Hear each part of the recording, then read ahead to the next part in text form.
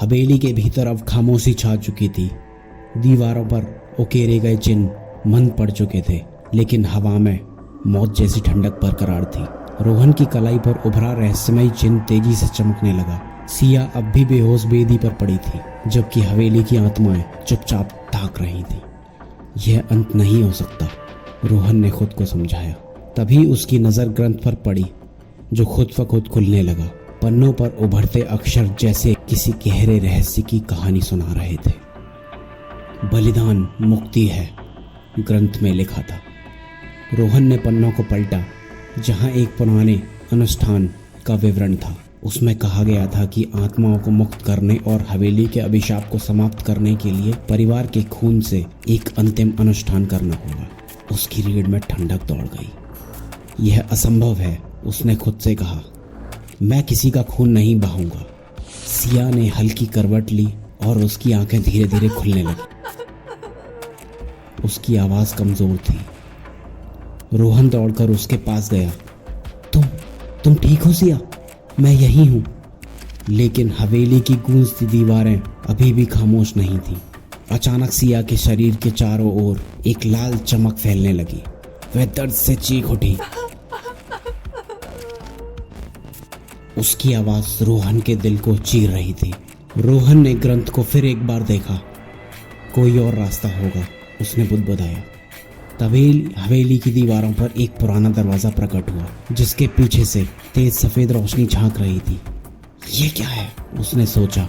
जैसे ही वह दरवाजे की ओर बढ़ा, हवेली की आत्माओं ने उसे घेर लिया। यह दरवाजा सिर्फ सच को स्वीकार करने वालों के लिए है। एक गहरी आवाज गूंजी। क्या तुम तैयार हो परिवार के पापों को स्वीकार करने के लिए? रोहन ने एक गहरी सांस ली। मैं अपने परिवार के कर्मों का प्रायश्चित करने के तैयार हूँ, लेकिन मैं अपनी बहन को नहीं खोऊंगा। दरवाज़ा धीरे धीरे खुलने लगा, लेकिन उसके साथ एक और रहस्य सामने आया। दरवाजे के उस पार रोहन को अपने पिता की परछाई खड़ी दिखाई दी। क्या पिता भी इस रहस्य का हिस्सा थे? क्या हवेली के पीछे छिपे इस रहस्य, इस गहरे राज का सामना करने के लिए रोहन तैयार था? दरवाजे के पार अपने पिता की परछाई देखकर रोहन का दिल धड़क उठा। पापा! उसकी गहरी आवाज कांप गई। सिया अब भी दर्द से करहा रही थी। रोहन ने झिझकते हुए दरवाजे के भीतर कदम रखा। चारों ओर सफेद धुंध फैली हुई थी और बीच में उसके पिता शांत खड़े थे। उनके चेहरे पर एक अजीब सी उदासी थी। तुम यहाँ क्यों हो? रोहन ने सवाल किया। क्योंकि इन सब का कारण मैं हूँ, उनके पिता की आवाज़ गूंज उठी। मैंने अपने लालच और ताकत की भूख में वह गलती की जिससे हमारे पूरे परिवार को शराब में बांध दिया है। उनकी आंखों में पश्चाताप साफ झलक रहा था। क्या किया था आपने? रोहन ने गुस्से और हैरानी से पूछा। उन्होंने गहरी सांस लेते हुए कहा, मैंने हवेली की आत्माओं को जागृत किया था। अमृत के लालच में मैंने तंत्र मंत्र का सहारा लिया और कई मासूमों की बलि दी। अब वे आत्माएं बदला चाहती हैं। रोहन के मन में क्रोध और दुख की लहर दौड़ गई। आपने हमारे परिवार को श्रापित कर दिया। उसकी आंखों में आंसू थे। मैंने कभी नहीं चाहा था कि यह तुम पर आए, उनके पिता ने कहा। लेकिन यह श्राप अब तभी खत्म होगा जब आत्माओं को न्याय मिलेगा। तुम्हें वह करना होगा जो मैं नहीं कर पाया, उन आत्माओं को मुक्ति देना। रोहन ने पीछे मुड़कर देखा। हवेली की आत्माएं अब उसके आसपास मंडरा रही थीं। कैसे करूं यह? उसने दृढ़ता से पूछा। उसके पिता ने इशारा किया कि ग्रंथ के अंतिम पन्ने में समाधान छिपा है। तुम्हें आत्माओं से माफ़ी मांगनी होगी और उन्हें उनकी न्याय संगत मुक्ति देनी होगी। लेकिन यह आसान नहीं था। आत्माएं गुस्से में थीं और रोहन के हर कदम को रोकने पर आमाद थीं। रोहन ने ग्रंथ को हाथ में लिया और आत्माओं के मुखातिब हुआ। तुम्हारे साथ जो अन्याय हुआ है उसके लिए मेरा परिवार जिम्मेदार है। मैं माफ़ी मांगता हूँ और तुम्हें मुक्ति देने का वचन देता हूँ। आत्माएं रुक गईं, लेकिन एक भयंकर गर्जना के साथ हवेली फिर से हिलने लगी। अचानक हवेली में एक गहरी खामोशी छा गई। आत्माएं अब घातक रूप से रोहन की ओर झुक गईं। उनकी लाल आंखें रोहन की आत्मा को भेदने लगीं। हम तुम्हें नहीं बल्कि तुम्हारे परिवार के मुखिया को चाहते हैं, आत्माओं की गूंजती आवाज ने हवा में कटाक्ष किया। रोहन को समझ में आ गया कि उनके पिता को ही आत्माएं अपनी मुक्ति के लिए जिम्मेदार मानती हैं। सिया अब भी बेहोश पड़ी थी। उसकी हालत और बिगड़ती जा रही थी। रोहन की आंखें भर आईं। उनके पिता की ओर देखा जो शांत खड़े हुए थे। क्या आप ये सब समाप्त करने के लिए तैयार हैं? रोहन ने थरथराती आवाज में पूछा। उनके पिता ने बिना कोई प्रतिरोध किए सिर झुकाया। ये मेरी गलती थी और मुझे ही इसका अंत करना होगा, उन्होंने दृढ़ता से कहा। जैसे ही उनके पिताओं ने आत्माओं के साथ अपने प्रायश्चित की पेशकश की, हवेली की दीवारें हिलने लगी और आत्माएं उनके चारों ओर मंडराने लगी। तुम्हारे त्याग से ही हमें मुक्ति मिलेगी, आत्माओं ने कहा। रोहन ने डरते हुए अपने पिता को थाम लिया। नहीं, यह सही नहीं है, उसने चीखते हुए कहा। लेकिन उनके पिता ने रोहन का हाथ हटाते हुए कहा, यह मेरे पापों का अंत है बेटा, अब तुम्हारा कर्तव्य अपनी बहन को बचाना है। अचानक एक तेज सफेद रोशनी हवेली में फैल गई।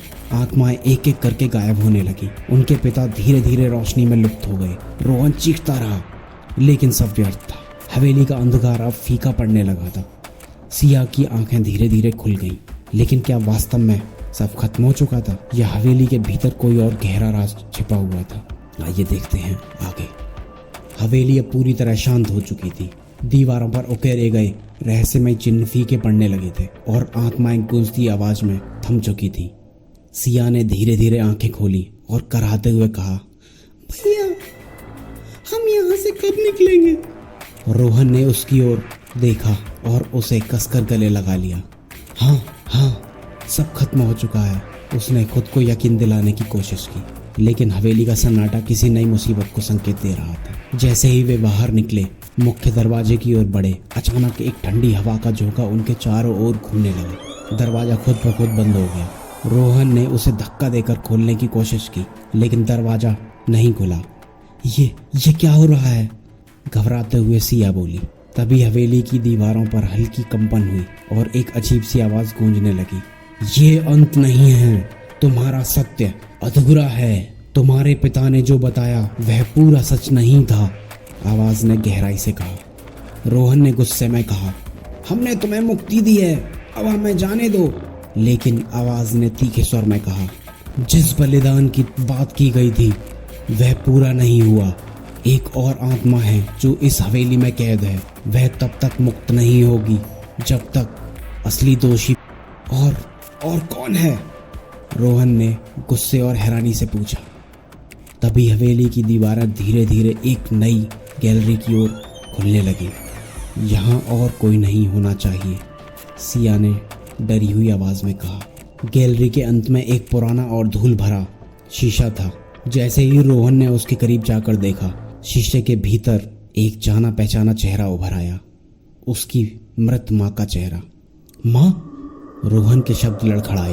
तुम भी यहाँ हो? उनकी माँ की छवि ने शीशे के पार से कहा, तुम्हारे पिता ने जो किया, मैं भी उस पाप में शामिल थी। रोहन और सिया के पैरों तले जमीन खिसक गई।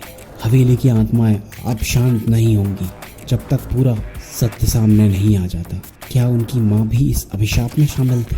क्या हवेली का रहस्य अभी भी अधूरा था? रोहन और सिया शीशे में उभरती अपनी माँ की छवि देखकर हक्के बक्के रह गए। माँ, आप यहाँ कैसे? रोहन की आवाज़ थरथराई। तुम तो हमारे साथ नहीं थी जब ये सब हुआ, सिया ने घबराते हुए कहा। उनकी माँ ने गहरी उदासी भरे स्वर में कहा, मैं हमेशा इस सच को छिपाए रखा, लेकिन अब समय आ गया है कि तुम सब कुछ जानो। तुम्हारे पिता ने जो किया वह अकेले नहीं था। उनकी माँ की आवाज़ गूंजती रही। मैंने भी हवेली की आत्माओं को रोकने के लिए अनुष्ठान में हिस्सा लिया था। उस रात जब पहली बार बलि दी गई, मैंने भी उनकी मदद की थी। हमें अपनी ताकत और संपत्ति खोने का डर था। रोहन का चेहरा गुस्से से और निराशा से भर गया। आपने हमारी जिंदगी को इस श्राप में फंसा दिया, उसने चीखते हुए कहा। यह मेरा अपराध बोध है जो मुझे यहाँ बांधे हुए है, उनकी माँ ने आंसू भरी आंखों से कहा। लेकिन अब केवल तुम ही इस श्राप को समाप्त कर सकते हो। तुम्हें आखिरी अनुष्ठान करना होगा और आत्माओं को पूरी तरह मुक्त करना होगा। रोहन ने जवाब दिया, नहीं, मैं किसी और बलिदान का हिस्सा नहीं बनूंगा। लेकिन हवेली की दीवारें फिर से हिलने लगी और आत्माओं की आवाजें गूंजी। अन्याय तब तक खत्म नहीं होगा जब तक सभी दोषियों को सजा नहीं मिलती। रोहन ने ग्रंथ को एक बार फिर खोला। आखिरी अनुष्ठान में किसका बलिदान चाहिए? उसने पूछा। पन्ने पर शब्द अपने आप उभरने लगे। परिवार के मुखिया का आत्मसमर्पण, सिया ने हताश होकर कहा। पापा पहले ही जा चुके हैं, अब और कौन बचा? उनकी माँ की छवि ने शांत स्वर में कहा। अब मेरा समय है। नहीं माँ, रोहन और सिया ने एक साथ चीखते हुए कहा, लेकिन उनकी माँ का चेहरा शांत और दृढ़ था। मैंने जो किया उसके लिए यही प्रायश्चित है। हवेली की दीवारों से सफ़ेद रोशनी फैलने लगी। ये अंत नहीं हो सकता, रोहन ने अपने आंसू को रोकते हुए कहा। लेकिन उसकी माँ की छवि धीरे धीरे लुप्त होने लगी। हवेली में फैली सफ़ेद रोशनी धीरे धीरे बुझने लगी। उनकी माँ की छवि अब पूरी तरह विलीन हो चुकी थी, लेकिन दीवारों पर अब भी रहस्यमयी चिन्ह टिमटिमा रहे थे। सिया ने रोहन की ओर देखा। क्या अब सब खत्म हो गया? रोहन ने सिर झुकाकर गहरी सांस ली। पता नहीं सिया, लेकिन यह शांति संदिग्ध लग रही है। हवेली में छाया हुआ सन्नाटा अब और भयानक महसूस हो रहा था। जैसे ही दोनों दरवाजे की ओर बढ़े, अचानक एक तेज गर्जना ने हवा को चीर दिया। दीवारों से उभरी छायाएं फिर से मंडराने लगी। आत्माओं की आवाजें फिर से गूंज उठी। अभी भी अधूरा है न्याय, अभी भी बचा है एक अपराधी। रोहन का चेहरा सफेद पड़ गया। लेकिन माँ और पापा दोनों जा चुके हैं, और कौन बचा है? सिया ने घबराते हुए पूछा। दीवारों पर चमकता हुआ ग्रंथ फिर से खुला। उसके पन्ने हवा में उड़ने लगे। एक नया पृष्ठ खुला जिसमें लिखा था, अंतिम सत्य को जानने के लिए हवेली के सबसे गहरे तहखाने में जाओ। वहाँ छिपा है वह राज जो सब कुछ बदल देगा। तहखाना? रोहन ने अचंभे के साथ कहा। हमने तो पहले कभी इसका जिक्र नहीं सुना था। सिया ने सहमते हुए पूछा। क्या हमें सच में वहाँ जाना चाहिए? लेकिन आत्माओं ने रास्ता खोल दिया, मानो उन्हें वहाँ जाने के लिए मजबूर कर रही हो। रोहन और सिया ने धीमे कदमों से तहखाने की ओर बढ़ना शुरू किया। हवेली के फर्श अब पुराने चिन्ह उभरने लगे। जैसे ही वह नीचे पहुंचे, एक विशाल लोहे का दरवाजा सामने था। दरवाजे पर खून से उकेरा हुआ संदेश लिखा था, यहाँ प्रवेश करने वाला सत्य का सामना करने के लिए तैयार हो जाओ। रोहन ने दांत भींचते हुए दरवाजे को धक्का दिया। भीतर एक विशाल कक्ष था, जिसके केंद्र में एक पत्थर की वेदी रखी थी। चारों ओर लाल रोशनी फैली हुई थी। तभी सिया की चीख गूंज उठी। भैया, वह देखो! रोहन ने देखा। वेदी के ऊपर एक परछाई धीरे धीरे स्पष्ट हो रही थी। यह कोई और नहीं बल्कि खुद रोहन की परछाई थी। क्या यह मुझसे जुड़ा है? रोहन ने स्तब्ध होकर सोचा। क्या हवेली का श्राप वास्तव में अब भी खत्म नहीं हुआ था? और क्यों रोहन की परछाई इस अभिशाप का हिस्सा बन चुकी थी?